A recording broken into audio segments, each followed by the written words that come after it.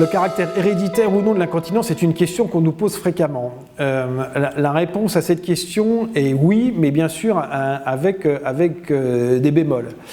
Tout d'abord, en ce qui concerne l'incontinence d'effort, le risque d'incontinence d'effort, parmi d'autres, est lié à la faiblesse des fameux ligaments qui soutiennent la vessie et le canal de l'urètre.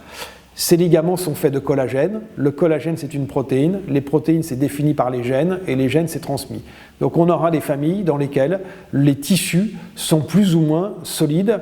On sait parfois que certaines maladies, grandes maladies héréditaires, sont associées à ce risque d'incontinence urinaire. Par exemple, une maladie que l'on appelle l'hyperlaxité ligamentaire. Ce sont des gens qui ont des articulations extraordinairement souples. Eh bien, il y a un peu plus de risque d'incontinence urinaire.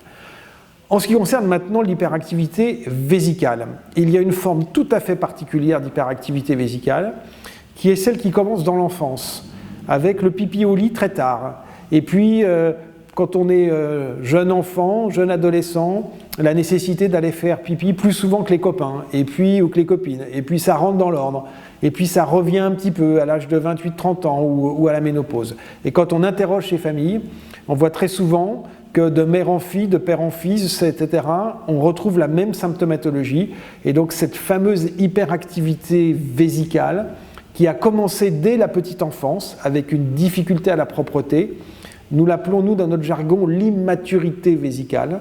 Immaturité vésicale, eh bien, est très souvent associée à un trait génétique. Donc la génétique est présente pour expliquer un certain nombre de formes d'incontinence urinaire, mais ce n'est pas l'élément essentiel.